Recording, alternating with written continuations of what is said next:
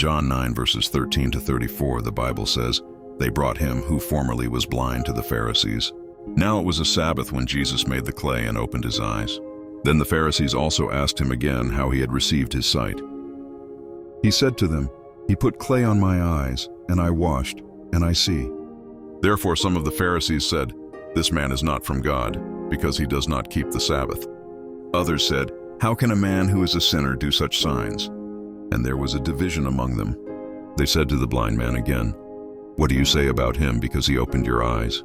He said, 'He is a prophet.'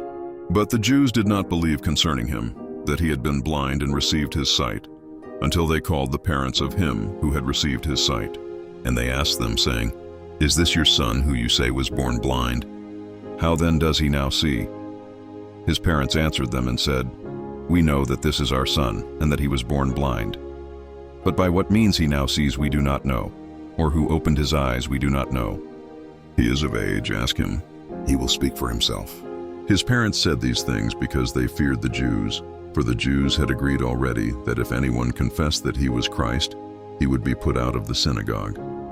Therefore his parents said, 'He is of age, ask him.' So they again called the man who was blind, and said to him, 'Give God the glory. We know that this man is a sinner.' He answered and said, 'Whether he is a sinner or not, I do not know. One thing I know, that though I was blind, now I see.' Then they said to him again, 'What did he do to you? How did he open your eyes?' He answered them, 'I told you already, and you did not listen. Why do you want to hear it again? Do you also want to become his disciples?' Then they reviled him and said, 'You are his disciple, but we are Moses' disciples. We know that God spoke to Moses. As for this fellow, we do not know where he is from.' The man answered and said to them, 'Why, this is a marvelous thing that you do not know where he is from. Yet he has opened my eyes. Now we know that God does not hear sinners.